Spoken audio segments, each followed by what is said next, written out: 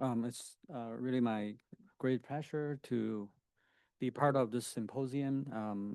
I know there's a group of very well-established contemporary Chinese architects where we have the beginner here, Dean Yonghe, and also there's a lot of them are growing.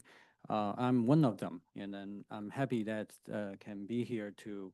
So I cannot represent those so many architects, but I can only share some of my view about my understanding about sort of the Chineseness or how my practice are trying to engage with the past, which we call it pre-modern as a keyword for this symposium. I'm very interested in this word. The topic I have today is reconnect for new vitality. Reconnect here is indeed reconnect the pre-modern for new vitality. It is my vision and my ambition in a way.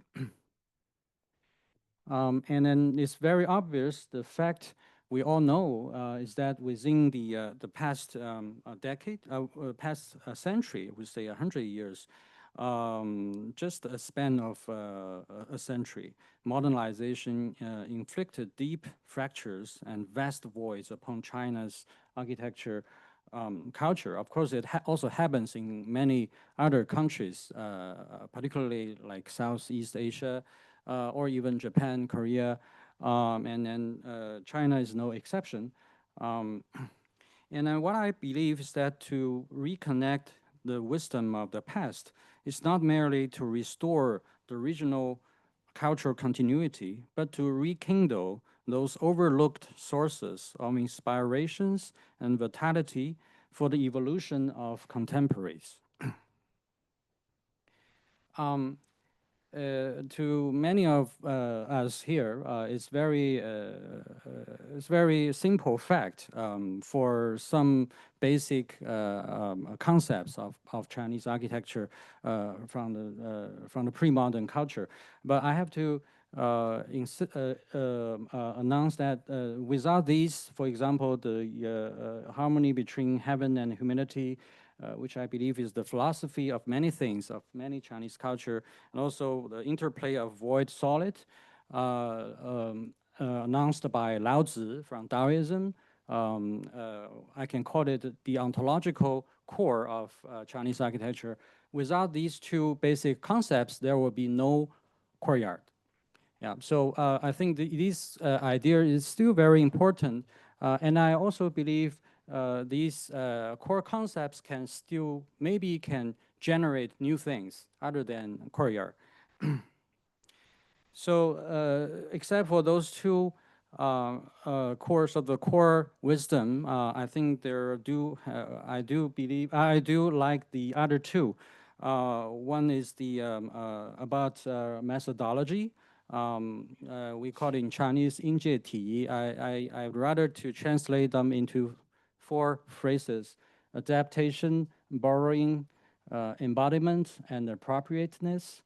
And also something related to experientiality from garden design.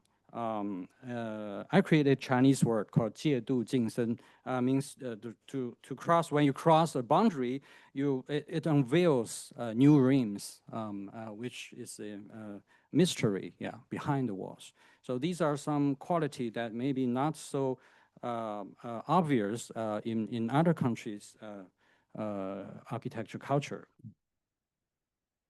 The path of my practice, I'd rather to use the form logic of structured space as a carrier to distill from the sources of pre-modern or either pre-modern or contemporary context, and then to go to my pursuit of a balanced and positive interaction between body and mind, nature and technology.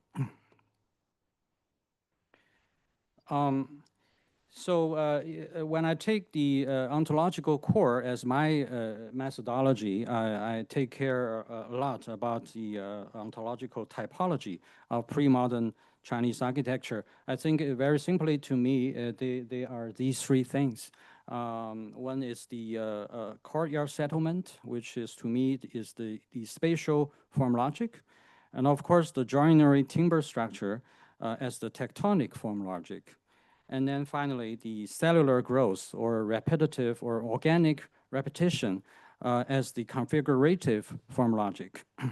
So starting from these three concepts, I developed my own understanding or my own approach, my own interpretation of these three core concepts into sort of the contemporary context, which is the public courtyard, the folding roof, and the cellular cluster.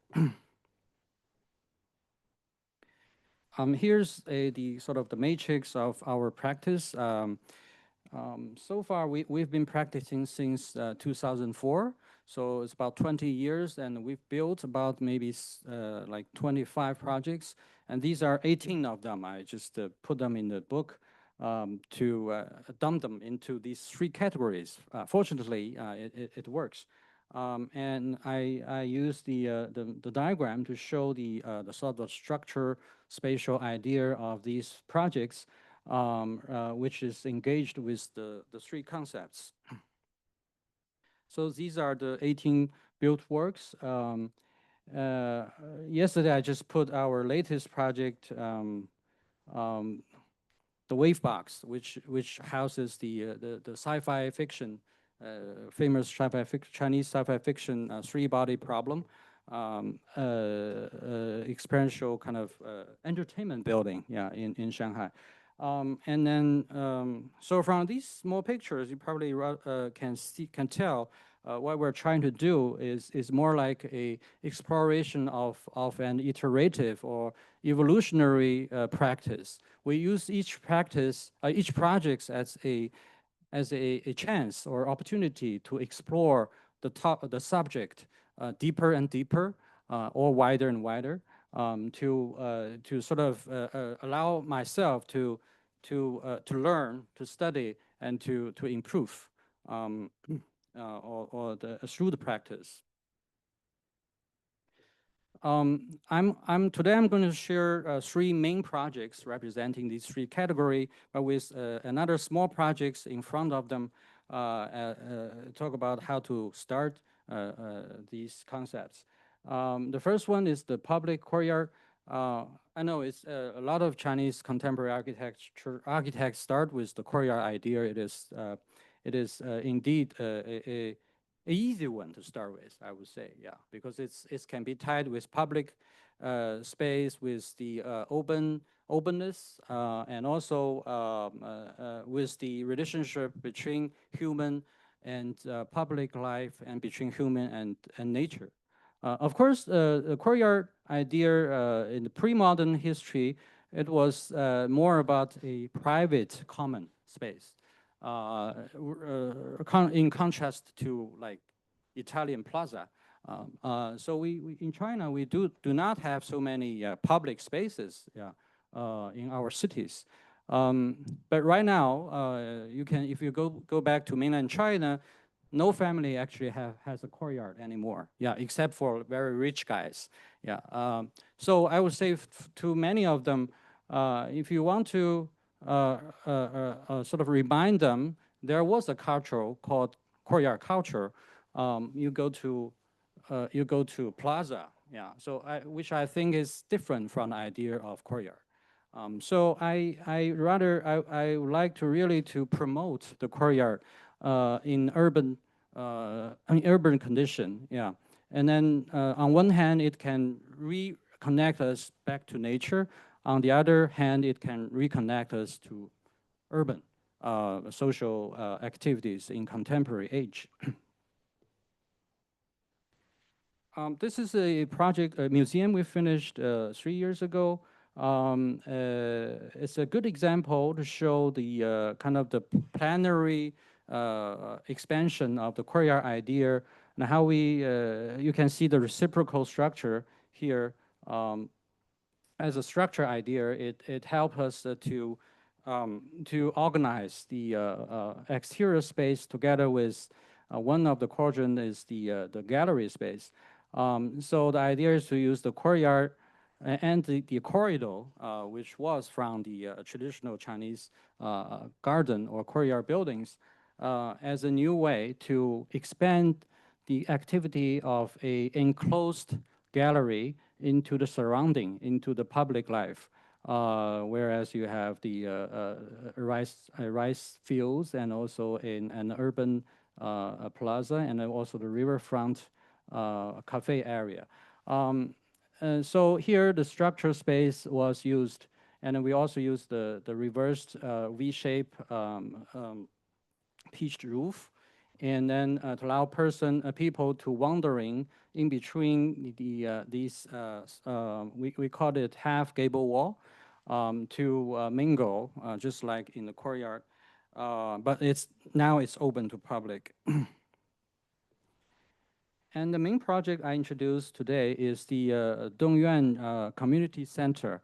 I give it a name called Interweaved Aura. It is situated in a kind of a normal real estate project with our building situated in the southeast corner, whereas you can see all these banal townhouses, around it. But it's facing a big wetland park in front of it. So the building is not only serving this compound, but also serving the surrounding area as a community center. So I kind of repeat the linearity of all these townhouses, but I want something interesting happen underneath this rooftop. If you look at the projects in Suzhou, so of course I need to get some reference from the city. Of course, the garden was one of my favorites from my little age when I was very young as elementary students. You always see the wall or the corridor with these two-dimensional opening to allow you to investigate another world behind the wall.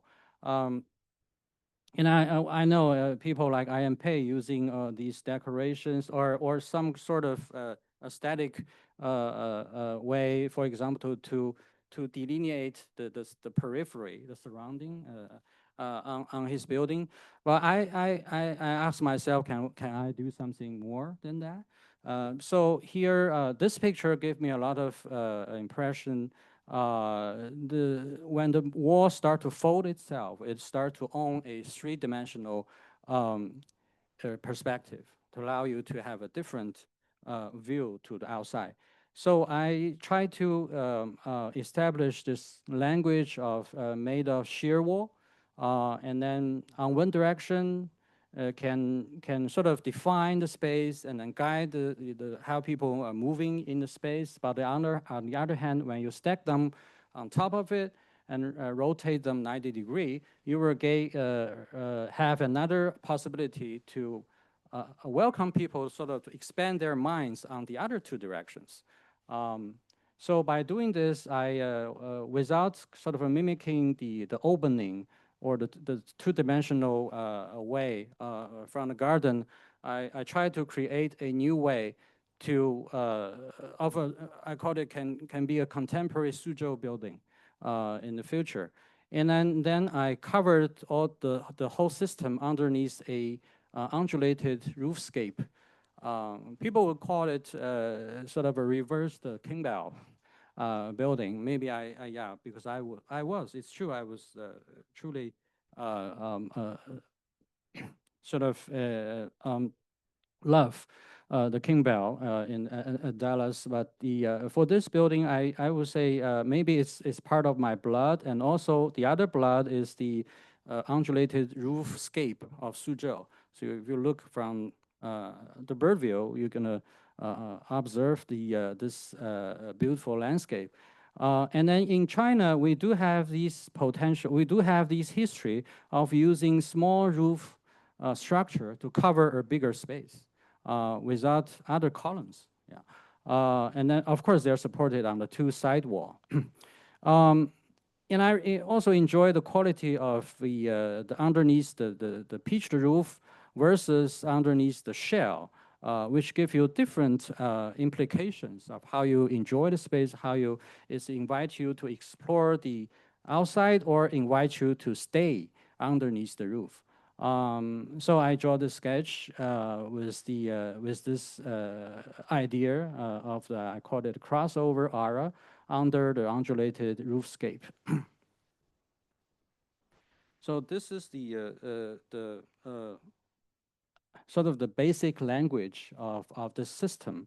You can see the stacked but turned shear wall supporting the shell. The shell also help us because it has the structure depth of about 1.5 meters, so it allows me to span about 20 meters at most. So I own the freedom of without a column, I can use the system to build the building. So here is the axon build drawing to show the whole system. And then here you can see how the courtyard idea works around this building. Of course, there's no sort of, you can call this central lobby as the center of the building, but there's no kind of symmetrical sequence of it. It's rather a surrounded, almost like in the garden experience that you have in the Suzhou Gardens. Although all the configuration is orthogonal. So when it's building built, you can see the linearity I kept sort of on the roof to respond to the city or response to this compound. Kind of respect the banality of these townhouses, but I want amazing thing happen below it. Which I think maybe Louis Kahn didn't do it because that building is a single story, but here is a second two-story building. So when you are approaching the building, this is the main entry. You feel it's welcoming, but on the other hand, I hope people also feel kind of a mysterious feeling of it. So you don't know what's behind the wall. It invites you to explore, invites you to walk in. This is looking back, so you can see the openings introducing in the water, also reflecting. Also, the water, the pool, allow the water to drain from the shell down to the ground. And then this is another 90-degree turn way to see the outside forest. And this is the backyard, which I make it a sunken courtyard. Allow this bridge is actually on the ground floor, so the path becomes a bridge that you can penetrate with the coverage of the shell.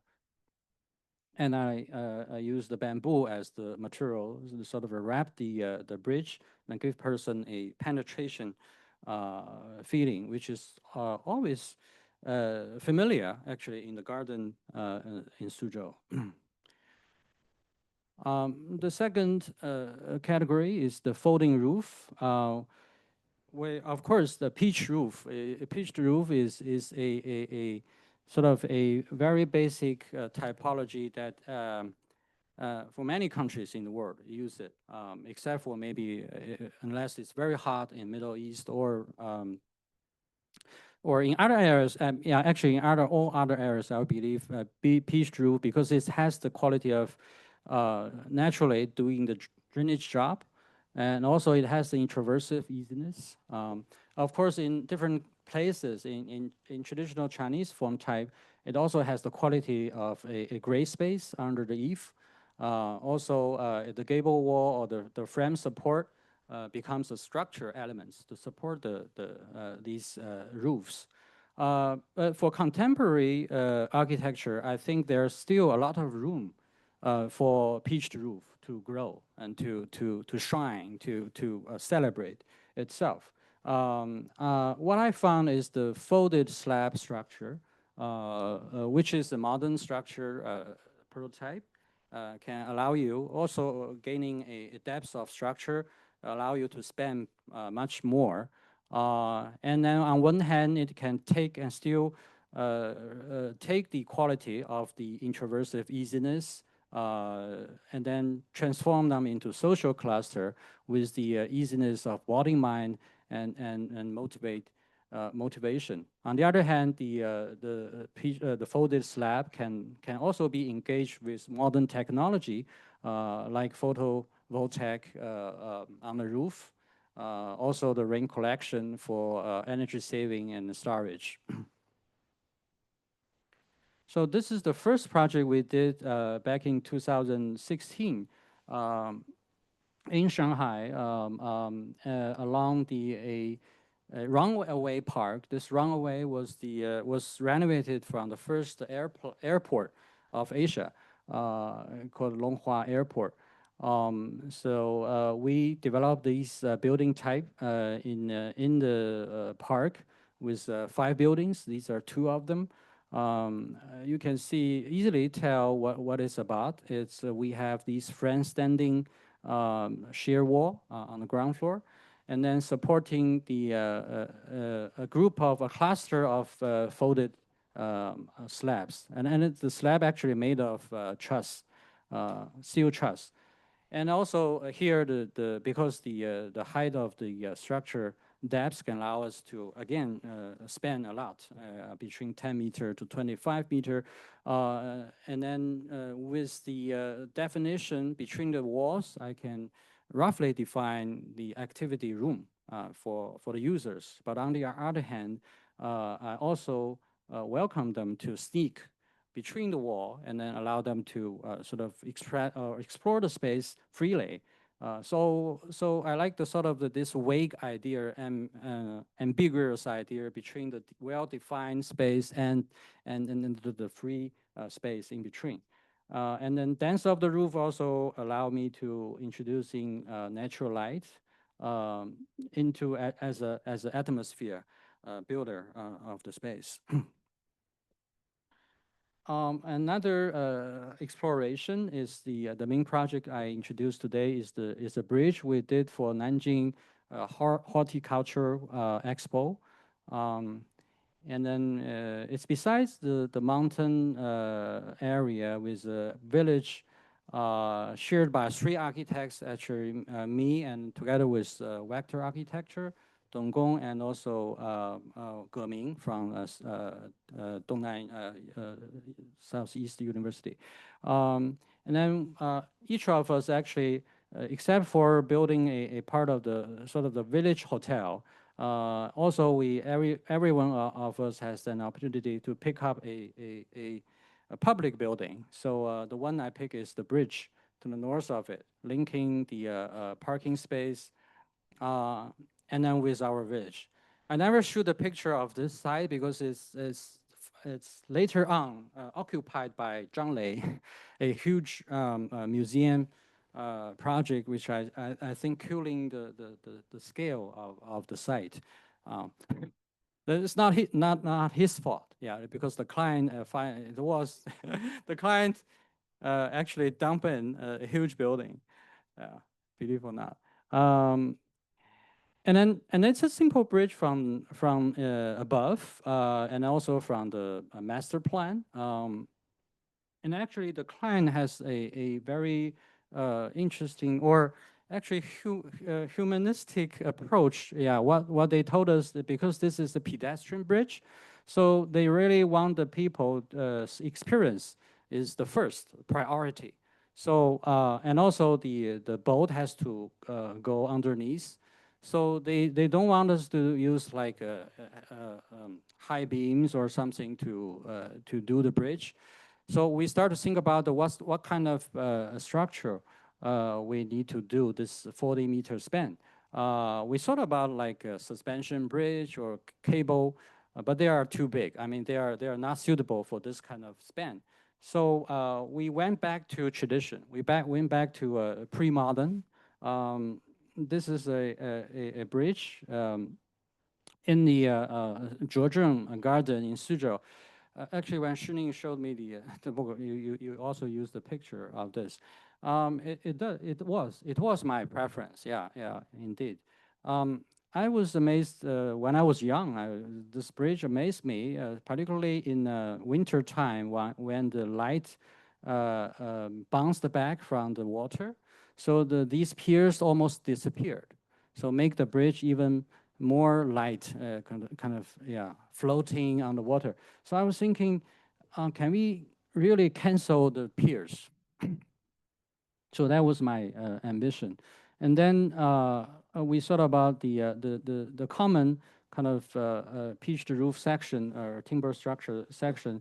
We can tell actually there's a potentials of turning these the top part of the roof as a truss system.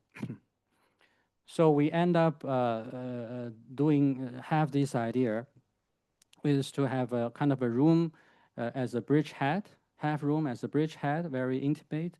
Whereas on the bridge, can we hide a truss structure in the roof and to hang the platform of the bridge underneath. So then here comes the section. I'm happy that Tao and Frampton used this drawing just now. Whereas you can see a 400 millimeter diameter rods, tube, actually with the truss triangular three-dimensional truss plate, also as a folded slab, but with an arch shape that can allow us to span 40 meter. And then they are hanging all these platform. Each platform is 4 meter by 8 meter. So it's like a small room. So altogether, if you look at the previous picture, look at this picture of the plan, you can see there are 9 platforms. Actually, there are 2 other. I intentionally made all the sizes the same. Yeah, they are all 4 meter by 8 meter, and then cover the whole thing.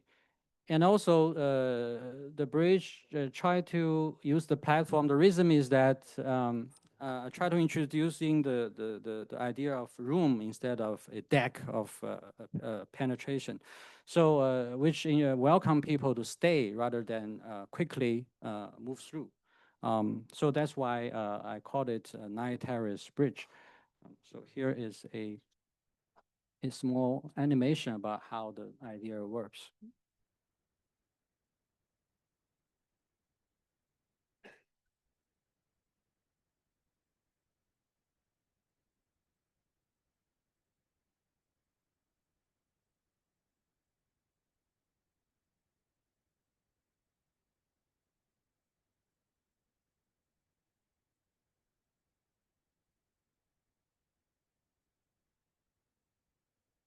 This is when it's finished. And then this picture, this project do excite myself to convince myself actually the pre-modern, the tradition still has strengths, and then it can convey modern technology and then structure into new, and it brings our memory to the future, which is one of my tasks. Yeah, I think. So this is from the below. So by doing this this design, we can minimize the depths of the deck into only 200 millimeter, and the rods actually tied 2 platform together at the edge. And this is from the other end, and this is from the. Actually, I like the other bridge head, but because the background is the big museum, so I never shoot that picture. I confess. Yeah. And then with another, and then here in any beginning of the bridge, you will see a small room, and then with just a simple window and a simple door. And then when you enter the door, you will start to explore the bridge behind it. And this U-shape concrete shell is very important for the structure, for the loads to transfer into the ground. And also, structure engineer Zhang Zhen and me, we decide to sort of to release this point. It was like linked as a structure, but then we finally release it as for a better structure performance. Actually, the whole bridge only sitting on these two corner, but not at the end of the the shear walls. So this is on the bridge. Yeah. Also, by a clearer tectonic expression, I cancel. It's supposed to be this beam has to go all the way through, but I cancel the ending. So you're gonna see the rods coming down to tight two platform together with this clearance here. And also, I use some separation, translucent separation. What is these non-structure elements as a implication for gable wall, and also the sort of the bamboo screen to define the small room space, to allow you to guide you to the scenery along. The last concept is the cellular cluster, which is a organic reproduction system. Happens in many settlement structure, urban structure in pre-modern age in all over the world. Of course, China also has this sort of a one system solving all problems. Yeah. Well, I believe it will have a new potential on architecture extension as one end to unity for its the unit capability, and also on the other hand for its organic reproduction. We started from a kindergarten. We sort of stacked all each classroom, each hexagon is a classroom, and we stack them and set back them into three-story building. So every two classroom will share one platform, which is also a courtyard. And then you don't have to walk through the sort of diagonal system, the car system, whereas you always move around the building, which I think is originally was one of the main humans' experience to explore nature, like when you surround a mountain or a lake. But now we all are organized by the car system. So I think this is a way to remind the children. This project is we did back in 2013 for Google Developers Group Center, the Google Developer of Application, Google Application. They meet here every week to share the idea. And the site is besides a very noisy street with 6 camphor trees. 50 years old tree. There was a side tree of a street, small street, and the building has to play with the trees. And I was inspired by not only the cell idea, but also a drawing by Chinese contemporary artist Yue Mingjun. He has a new series of labyrinths.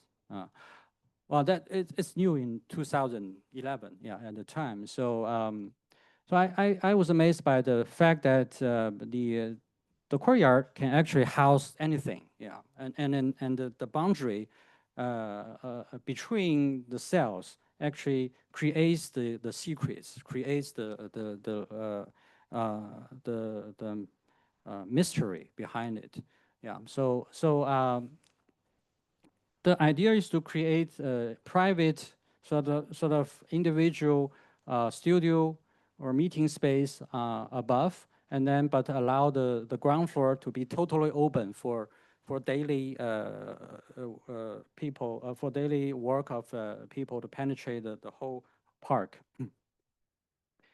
And then it has to work with all the 6 trees. So the building is lifted up by the 10 columns, shear columns, and then on the top you can see the truss structure overhang and then cantilevered, and then you can see this is almost like the edge of the cell structure, and although the whole system is only 4.5 meter wide, and then as a new cell structure that grows in between the tree.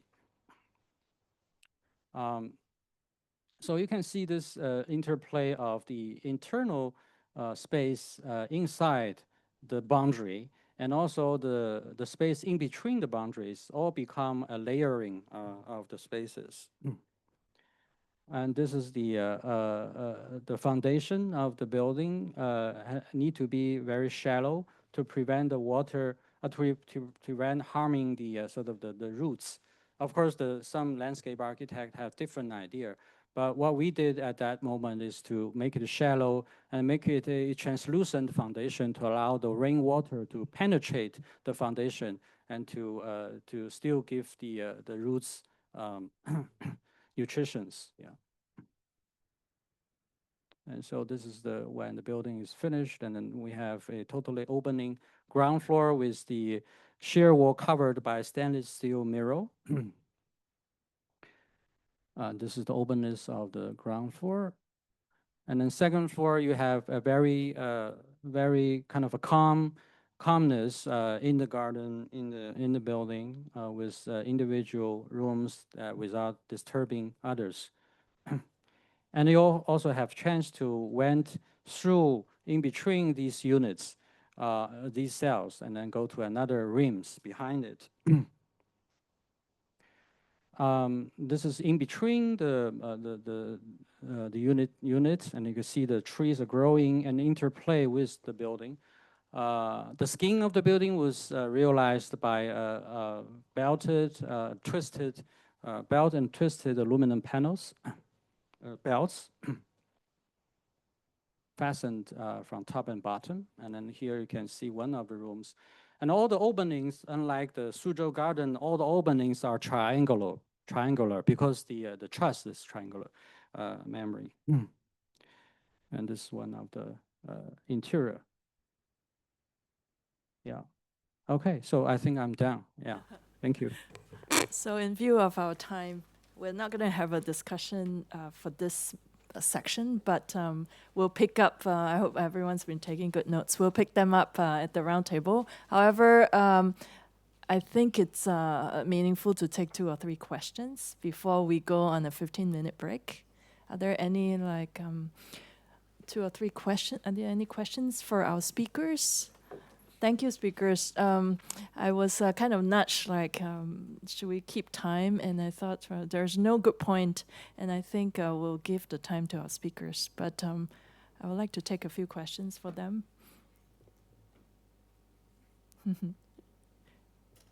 No questions? Do you have questions for each other?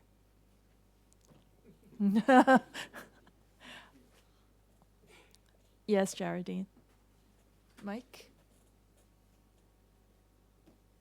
Can we have the lights as well? The lights to the Thank you all so much for a very, very interesting session. I suppose my question is quite broad, and to any of you who would be interested in addressing it, was just thinking about what the difficulties would be in terms of this kind of connection between the traditional and the modern, or the contemporary and the historic. I'm just interested in, we've talked very positively about the potential for those discoveries, and I just wondered if any of you had any thoughts about difficulties or kind of struggles perhaps, or unexpected things that arose. Would any? Yang He, would you like to kick it off? Sure. I should not look at my cell phone during Zhu Xiaofeng's lecture, but I did. There was a client asking us to put more traditional elements in our design.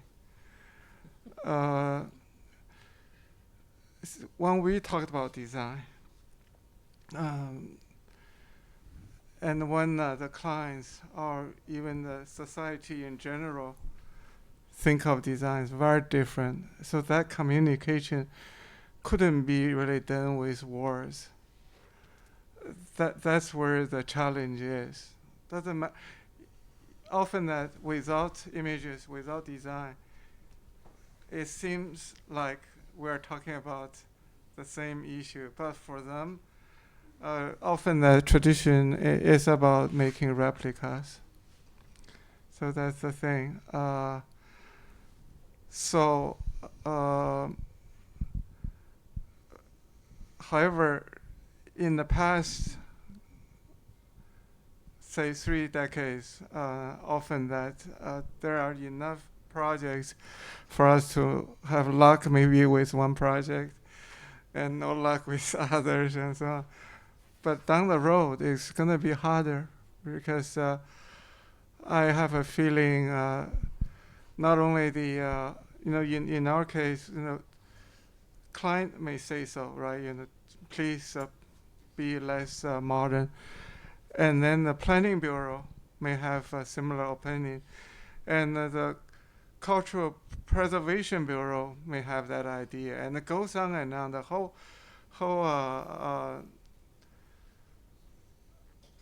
sort of a structure of building production would have many these kind of opinions for the architects. So it's gonna be hard. The only way, although even that it doesn't work every time, is that you have a few buildings, like me or like Xiaofeng. We have a few buildings. Take them to see it, but still they may like it, they may not. Actually, I have a question for Li Hua and Zhu Xiaofeng because in your case, essentially you're referring to the OGs, right? So which means that your Zhu Xiaofeng's work is not necessarily directly figure. It's up to our imagination. So I actually have a question on, you said that some continued, some ended, some got mutated. So I was wondering for some reflection on Xiaofeng's side on where do you see this continuity or discontinuity occur in your work, if you were to agree or subscribe to Li Hua's analysis? I rather look at it from a broader perspective or more historical. Sorry, I'm not a historian, but I like history. I think the basis of timber structure system for original Chinese architecture already died, or already passed away.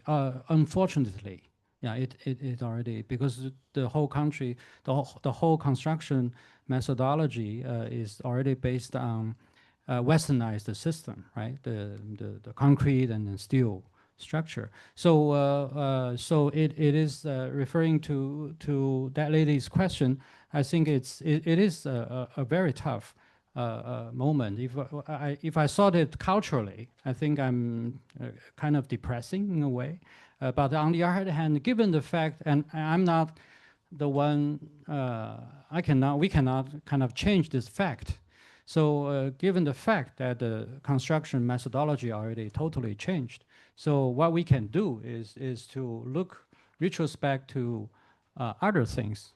We can call it maybe optimistically as the sort of the spirit of the past. And then, for example, the structure idea or the spatial quality, the spatial organization, to use this as a reference or as a new start point. Because what the optimistic thing we can say is that tradition never died. Tradition is the start point of new things. Yeah, it's not my thing. It's Xiaoyuan Yinan. How to say in English? I forgot his name. Shinohara said that when he started his house design in Tokyo. Yes. Would you like a final word? It's a few words. From the presentation of Zhu Xiaofeng's introduction, I see like you interpret it as concept and also with how you consider the construction, your structure. But I think that without this kind of the all that kind of history in the 1990s, I don't know, like I can't imagine, but I think it's probably different. Yeah, that's my. I think, Cole, you're going to pick that up in the second panel. So I thank you, everyone, for your patience. We're going to reconvene, if it's okay, at 4:15. Is that enough time for a coffee? And so I'll see everyone back at 4:15 for panel 2.